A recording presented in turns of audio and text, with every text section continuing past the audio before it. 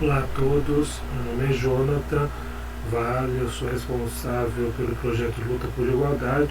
Vou falar muito rapidamente sobre o repertório e a justificativa de escolha de cada canção.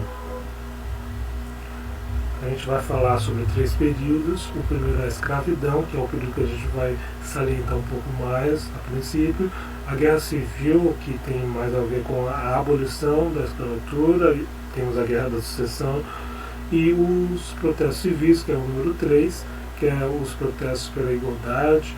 A gente tem o Malcolm X, Martin Luther King, temos Pantera Negras, entre outros, que lutaram aí nesse período e que foi o período mais importante, eu diria, né, que marcou mundialmente essa questão da luta para que todos fossem reconhecidos como cidadãos iguais, tendo os mesmos direitos e principalmente lutando para que fosse feito uma desconstrução, né, dessa imagem que por muitos e muitos anos foi colocada em cima das pessoas que são da raça negra, né? Mas sem mais delongas, a gente vai falar especificamente das músicas. Então, o primeiro período, que é a escravidão, nós escolhemos a música Hold Your Hoe.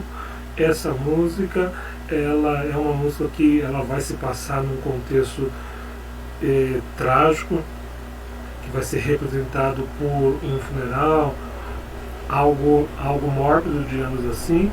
Porém, ela não é uma música triste, ela é o estilo gospel, que é um estilo que fala mais sobre o Novo Testamento, sobre o triunfal, né? Digamos, fala sobre conquista. E o que tem a ver de conquista, sendo que a gente vai pôr ela num contexto de morte, né? Quando os negros eles morriam, tinha muito essa questão de que era chorado, era lamentável, como qualquer perca que a gente tem. Porém, o cristianismo, né, ele tem por si aquela coisa da vida eterna, a esperança de morar com Deus, e em função disso, embora haja a tristeza, o sofrimento da perda, a gente tem a esperança de que as coisas mudarão. Para quem morreu, a esperança que ele está num lugar melhor, né? E para quem ficou, a esperança de que aquilo vai passar. Então é uma música que, ao mesmo tempo, ela tem que retratar tristeza, ela vai relatar esperança e confiança em Deus. É basicamente isso. A segunda música, que é o Deep River, essa música, ela é uma música que ela é o Spiritus. Essa música, sim, ela é a que mais demonstra o período que nós estamos falando, que é da escravidão. Essa música, ela é uma música triste, né? O Spiritus, ele é marcado por um lamento, né? Por uma canção que é um pouco mais triste, mais chorada, falava do Velho Testamento. Então, nessa parte aqui, essa música, falando tecnicamente, ela se aproxima mais da música que não era afro, né? Vamos colocar assim como música erudita. Então, ela é uma mistura entre a música erudita e a música afro. Então, essa fusão é a fusão que mostra o início de africanos, né, que chegaram como escravos, e aí eles encontram uma cultura de brancos, vamos dizer assim, uma cultura da Europa, né, Inglaterra, França. Então há uma fusão disso. Então o espírito nada é mais do que essa fusão entre o erudito e, ao mesmo tempo, com um toque afro. Mas é uma música triste. Sempre a característica do Espírito é que é uma música de lamento, é uma música mais calma, mais tranquila, e geralmente fala sobre o Velho Testamento. nessa música aqui, eu acho que ela é a que mais representa o período. Mas a ideia que a gente vai trazer é a primeira música, é a esperança. Essa segunda música mostrando a realidade daquele momento. A terceira música, que é Strange Fruit, essa música é uma música que ficou muito conhecida pela cantora americana Billie Holiday, mas foi gravada lá para os anos 60, não muito tempo depois, né? Nem se compara, ela não tem nada a ver com o período da escravidão, uma questão da composição. Porém, ela é uma música que ela conta em palavras, ela conta de uma forma muito explícita a morte do negro, em outras palavras. Então ela fala do sangue escorrendo, fala uma coisa muito explícita. Tanto é que ela foi reprimida duramente, né? O FBI chegou a prender até a cantora Billie Holiday, porque era uma afronta para a cultura daquele momento ali, que era uma cultura de segregação. Então essa música, ela fala exatamente a questão do negro sofrendo, sangrando, morrendo como um objeto, como lixo, como um cachorro. Então ela cabe nesse período da escravidão, porque justamente era um período mais opressor que tinha, né? Aí depois a gente tem Wade in the Water. Essa música aqui é uma música muito boa também. Ela é uma música que tem diversas versões e também retrata.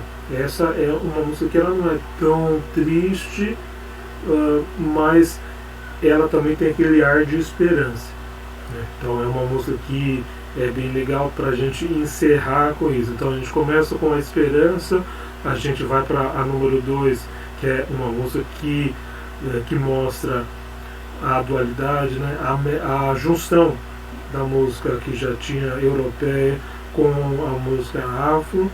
E a 3 é uma música que não é daquela época, mas que retrata em letra o que acontecia. E a 4, que é uma música característica da época mesmo, ela não tem autor definido, então ela é uma música bem assim, dessa época mesmo, de canção popular, e vai retratar bastante, mas com um fio de esperança. Depois a gente vai para a Guerra da Sucessão, que é aquele período que a gente entende assim, pela história que era uma fase de esperança, né? Porque se acreditava que os negros eles finalmente seriam livres, né? Aquela parte opressora, né?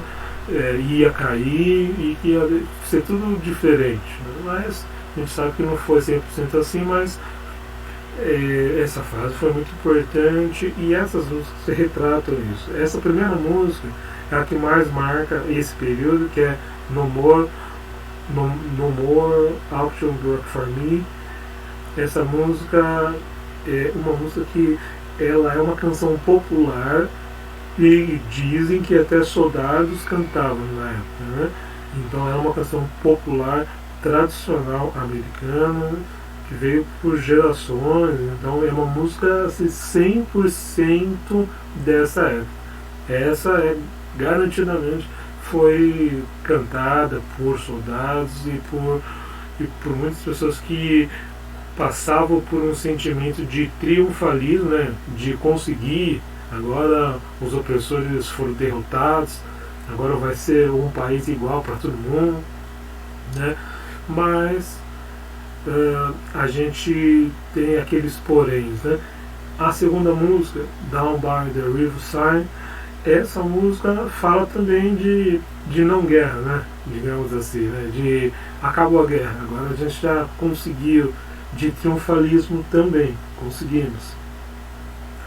Depois, a Amazing Grace, A Amazing Grace é uma música que tem uma história assim, sensacional. Ela cabe tanto no período da escravidão quanto nesse período. Ela foi composta pelo John Newton. Ele foi um cara que ele era um comerciante de escravos, né? Ele era da Marinha Real Britânica. Aí ele foi expulso, ele saiu da Marinha e ele começou a traficar por livre, né, espontânea vontade. Começou a traficar negros para a América, para a Inglaterra, enfim. E aí, num dado momento, ele perdeu a família, teve um dado momento que ele ficou em naufrágio, porque um navio que ele estava afundou, e todos morreram, menos ele. Então ele entendeu que o que fez ele ficar vivo foi a misericórdia de Deus para a vida dele. E essa misericórdia, ou a graça, que ele retrata nessa música, foi para ele a única coisa que sustentou ele, porque não teria sentido ele viver se não fosse a graça, a misericórdia e a bondade de Deus para com ele. Essa canção é uma canção que tem uma melodia africana, né? Então é uma melodia que veio da África, não se sabe quando foi composta, é uma melodia popular, e ele colocou a letra nessa melodia. Então, oficialmente, a gente tem a música como sendo dele, né? Mas a melodia ela já existia antes. E a Amazing Grace significa a eterna graça, né? Aí ele fala da eterna graça que Deus teve com ele e naturalmente com os demais também. Depois, mais tarde, ele se tornou pastor, e aí tem as histórias, né? Uns defendem, né? Tem aquelas lendas que ele, num dado momento, ele voltou a comerciar escravo, mesmo sendo pastor, né? Que tinha as coisas debaixo do pano, e tem os que falam que não, de fato ele mudou e que a coisa andou diferente e que ele foi uma ferramenta importante para essa questão de não ter mais essa segregação. Aí tem duas versões, mas eu acredito que nunca vamos ter certeza de qual versão aconteceu. Mas o que a gente tem certeza é que essa música foi uma das mais gravadas mundialmente. Todos os cantores, sejam do meio gospel ou não, gravaram essa música em um dado momento, mesmo que seja uma parte dela. E a 4, traduzindo, lutar com Josué, né, a batalha de Jericó. Vem com Josué lutar em Jericó. Essa música a gente tem ela na versão em português e tem essa versão tradicional. A ideia seria a gente fazer ela tanto no inglês quanto na versão mais contemporânea em português. E por que dessa música? Essa música ela é uma música da qual os negros eles usavam na igreja protestante, porque na igreja protestante eles foram mais aceitos, né? Não era aquele culto que tinha aquela liturgia do católico, que tem aquela questão de missa em latim, que tem uma doutrina assim bem diferente e que ficou difícil para os negros que nem o inglês tinham direito, quanto mais essa inclusão de latim, fora todo aquele contexto histórico que nós sabemos, né, do pensamento católico quanto à questão dos negros, né? Então, os negros eles cantavam sobre Davi, Josué, Moisés, que eram personagens bíblicos que lutaram pelo povo e conseguiram vitória. Então isso motivava a esses escravos de que eles conseguiriam ganhar, eles conseguiriam obter a vitória, né, na tão sonhada batalha, que era de ser livre e de ser tratado como um ser humano. Uma coisa que para nós hoje em dia é uma coisa ridícula, né? Que é uma coisa óbvia, que todo mundo é um ser humano, seja preto, amarelo, rosa, seja a cor que for. Mas na época não era tão óbvio assim. Ou se era, a sociedade fazia questão de esconder. Então, eles cantavam músicas como essa. Então, essa batalha de Jericó foi uma batalha na qual, na Bíblia diz que com o toque de trombetas, o muro, que era um muro intransponível de uma cidade muito bem revestida, né? Tinha muros altos, esse muro caiu, né? Porque Deus deu a ordem, falou: fica rodando lá em torno da cidade, toca a trombeta que os muros vão cair. E aí os muros caíram. Então isso era uma música que era muito cantada na época e demonstra o triunfalismo de que é possível conquistar a vitória, né, em meio à luta. Nesse caso, como eles já passaram por uma questão de guerra, eu acho que faz todo sentido a gente colocar essa música nesse período. Embora também ele entre ainda na questão da escravidão, que era muito cantado aí, porque faz parte do Velho Testamento também, com aquelas histórias que nós temos do meio da Bíblia para trás, né, que é o Velho Testamento. Depois a gente chega nos protestos por igualdade. Nessa parte, que é a parte que a gente compreende aí Pantera Negra, Malcolm X, Martin Luther King, essa é uma parte que eu acho muito legal, muito boa. Particularmente, eu acho que foi uma das partes assim que a gente tem que mais destacar, porque o nosso tema é a influência da música da igreja, a música gospel, para a mudança na sociedade, principalmente na questão da luta pela igualdade racial. Mas tem outras lutas também que foram importantes na questão de igualdade, né? Que não é só de ser preto ou de ser branco, não é isso. A gente está falando de uma questão de igualdade no sentido geral, amplo, né? A gente está dando um ênfase nisso daqui, que é a racial, porque é o propósito que nós temos até em função do mês da consciência negra e até para demonstrar com mais facilidade para as pessoas a importância que a música gospel, a música evangélica protestante, né? Aí tem vários termos que são usados, a importância dela e a contribuição que ela tem para a sociedade. Então, nessa fase a gente tem a música do John Legend, que é Rory. Essa música ela é uma música que faz parte do filme Selma, foi composta para ele. Quem não assistiu, esse filme é importante assistir. Ele fala sobre os momentos mais importantes de Martin Luther King, do pastor. Tem a questão de liberdade, mas uma liberdade que já não é mais a liberdade de não ser mais escravo. Já não eram mais escravos, já eram livres. Porém, era uma liberdade oprimida. É uma liberdade fingida, né? Porque ao mesmo tempo que era livre, não poderia sentar no mesmo banco de um branco, no ônibus, por exemplo. Então era uma liberdade, mas tinha uma distinção. Você é negro.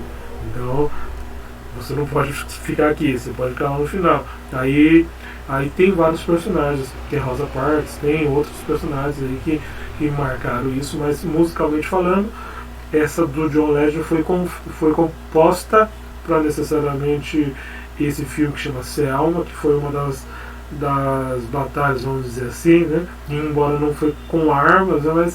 mas a gente pode chamar de Batalha de Selma, né? Que trouxe uma repercussão mundial, porque o pastor King, Martin Luther King, ele não usava armas, ele era radicalmente contra as armas, e todos os protestos dele eram sem arma, era com a mão.